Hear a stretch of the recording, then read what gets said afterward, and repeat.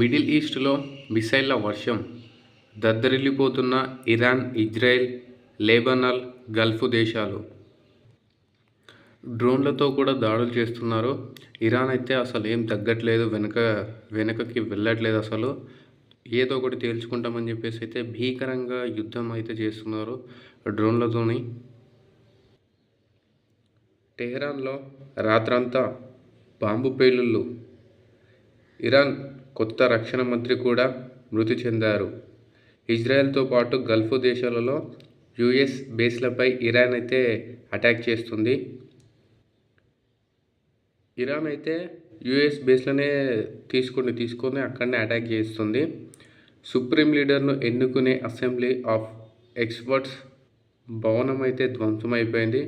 ఎటు చూసిన బాంబు దాడులతో దద్దరిల్లిపోతున్న పశ్చిమాసియా. రియాద్లోని అమెరికా ఎంబసీపై డ్రోన్తో దాడి చేశారు ఇరాన్ వాళ్ళు. ఖతార్లోని $1 బిలియన్ యుఎస్ రాడార్ అయితే ధ్వంసమైపోయింది. హర్మజ్ జలసంధిలోకి నౌకలు వస్తే పేల్చేస్తామని ఇరాన్ అయితే వార్నింగ్. ఇరాన్ సైన్యం నాయకత్వం ఖతం. ఇరాన్లో 787కు మరణాలైతే చేరాయి. పశ్చిమాసియాలో యుద్ధం అయితే భయంకర స్థితికి అయితే చేరుకుంది. ఒకవైపు అమెరికా ఇజ్రాయెల్ దాడులలో, మరోవైపు ఇరాన్ హెజ్బోలా ప్రతీకార దాడులతో పశ్చిమాసియా దద్దరిల్లిపోతుంది. ఇరాన్తో పాటు లెబనాన్, ఇజ్రాయెల్తో పాటు గల్ఫ్ దేశాలలో అమెరికా స్థావరాలు ఉన్న ప్రాంతాలైతే మంటలలో తగలబడిపోతున్నాయి. వరుసగా 4వ రోజు అంటే మంగళవారం కూడా ఇరాన్పై అమెరికా, ఇజ్రాయెల్ క్షిపణుల వర్షం అయితే కురిపించింది. ఇజ్రాయెల్తో పాటు గల్ఫ్ దేశాల్లోని అమెరికా స్థావరాలపై ఇరాన్ అయితే తమ మిసైల్ డ్రోన్లతో అయితే దాడులను కొనసాగించింది. ఇరాన్ వైమానిక దళం, నౌకాదళం పూర్తిగా ధ్వంసమయ్యాయి. అత్యున్నత నాయకుడు అయతొల్లా అలీ ఖమేనీతో సహా ఆ దేశ నాయకత్వ వ్యవస్థ మొత్తం తుడిచిపెట్టుకుపోయింది. ఇప్పుడు వారు మాతో చర్చలు జరపాలని కోరుకుంటున్నారు, కానీ నేను చర్చల సమయం మించిపోయింది అని ట్రంప్ అయితే చెప్తున్నాడు. నేను ఇరాన్తో చర్చలైతే జరపను, యుద్ధాన్ని చేస్తాను. వాళ్ళు ఇప్పుడు చర్చల కోసం వస్తారు, కానీ నేను వాళ్ళ మాట వినను. నేను యుద్ధమే చేస్తాను. చర్చల సమయం అయితే అయిపోయింది అని చెప్పేసి డొనాల్డ్ ట్రంప్ అయితే చెప్తున్నాడు. యుద్ధం ముసుగులో స్కూళ్లపై దాడుల, అటాక్ చేసిన వారే సమగ్ర దర్యాప్తు చేయాలి. United Nations human rights demand. గాజాలో మానవతా సంక్షోభం తీవ్రమవుతుందని ఆందోళన. ఇరాన్పై దాడులకు కారణం చెప్పిన నెతన్యాహు. అణుబాంబులు తయారు చేయకుండా ఇరాన్ను అడ్డుకోవడం భవిష్యత్తులో అయితే కష్టమవుతుందనే కారణంతో ఇప్పుడే మేం అటాక్ చేస్తున్నామని వివరించారు.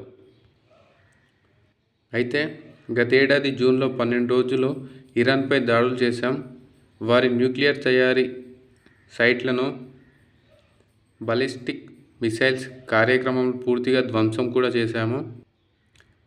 అయినా కూడా ఇరాన్ బుద్ధి అయితే మారలేదు. అండర్ గ్రౌండ్ బంకర్లను నిర్మించుకొని న్యూక్లియర్ ప్రోగ్రామ్స్ మళ్ళీ స్టార్ట్ అయితే చేసింది. ఈ బంకర్లు మరికొన్ని నెలల్లో న్యూక్లియర్ ప్రోగ్రామ్స్ను మరింత పటిష్టమైతే చేసేవి.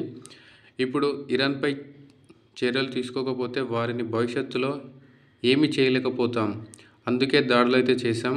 ఇది సుదీర్ఘకాలం కొనసాగే యుద్ధం కాదు. ఇరాన్ పాలన ప్రస్తుతం అత్యంత బలహీనంగా ఉంది. ఇరాన్పై మా ఆపరేషన్ చాలా వేగంగా, నిర్ణయాత్మకంగా ముగుస్తుంది. మిడిల్ ఈస్ట్లో 95% సమస్యలకు ఇరానే కారణం. ఇరాన్ రెజిమ్ పతనమైతే ఇజ్రాయెల్తో అరబ్, ముస్లిం దేశాల మధ్య శాంతి ఒప్పందాలు అయితే పెరుగుతాయని, అమెరికా, ఇజ్రాయెల్ యుద్ధంలోకి దిగాలనేదే వాదన. హాస్యాస్పదం. డొనాల్డ్ ట్రంప్ ప్రపంచంలోనే అత్యంత బలమైన ఒక నాయకుడు. అమెరికా ప్రయోజనాల కోసం, భావితరాల కోసం ఏది సరైనదో ఆయన అదే చేస్తారని నెతన్యాహు అయితే చెప్పడం జరిగింది. ఇరాన్ తన న్యూక్లియర్ ప్రోగ్రాంను అయితే మళ్ళీ ప్రారంభించిందని ఇజ్రాయెల్ ఇజ్రాయెల్ అయితే ఆరోపించింది. ఆ దేశ అణుబాంబు తయారీ కీలక తుదించేందుకు తాము దాడులు చేశామని ఇజ్రాయెల్ ప్రధాని అయితే నెతన్యాహు అయితే వెల్లడించడం జరిగింది. ఇరాన్ వాళ్ళు అణుబాంబు తయారు చేసుకుంటే వాళ్ళతో భవిష్యత్తులో చాలా కష్టమైపోతుందని చెప్పేసి మేము యుద్ధాన్ని అయితే మొదలుపెట్టాము అని చెప్పేసి నెతన్యాహు అయితే చెప్తున్నారు. వాళ్ళు అణుబాంబు తయారు చేస్తే ఎవరి మాట వినరు, ఎవరిపై పడితే వాళ్ళకి యుద్ధాలకి దిగుతారు. శాంతి అనేది ఉండదు, ఏ దేశాలపైన యుద్ధాలు అనేటివి సాగుతాయి. అందుకే మేము ఇరాన్ని టార్గెట్ చేశాము. మనకు శాంతి భద్రతలు కావాలంటే ఇరాన్ ప్రధాని అయితే ఉండకూడదని చెప్పేసి మేమైతే ఈ యుద్ధాన్ని స్టార్ట్ చేస్తామని చెప్పి నెతన్యాహు అయితే చెప్తున్నారు. మిసైల్స్ల వర్షం వల్ల పశ్చిమాసియా అంతటా ఎక్కడ చూసినా పేలుళ్లే ఉన్నాయి. అమెరికా తన B-2 స్టీల్త్ బాంబర్లు, F-35 యుద్ధ విమానాలు, యుద్ధ నౌకల నుంచి క్షిపణులు ఇరాన్లోని వ్యూహాత్మక కేంద్రాలను లక్ష్యంగా భీకరంగా దాడులైతే చేస్తుంది. టెహ్రాన్లో రాత్రి భారీ పేలుళ్ల శబ్దాలు అయితే వినిపించాయి. అమెరికా ఇజ్రాయెల్ దాడుల్లో ఇరాన్ రక్షణ మంత్రి అమీర్ నసీర్జాదే హతమైన కేవలం 2 రోజుల వ్యవధిలోనే ఆయన వారసుడిగా బాధ్యతలు చేపట్టిన కొత్త రక్షణ మంత్రి సయ్యద్ మజీద్ ఎబ్ ఆల్-రిజా కూడా మరణించారు అనే వార్తలు అయితే వస్తున్నాయి. దక్షిణ ఇరాన్లోని బూషెహర్ ఎయిర్పోర్ట్పై జరిగిన దాడిలో ఇక్కడ పార్క్ చేసి ఉన్న ప్యాసింజర్ విమానం బూడిదైపోయింది.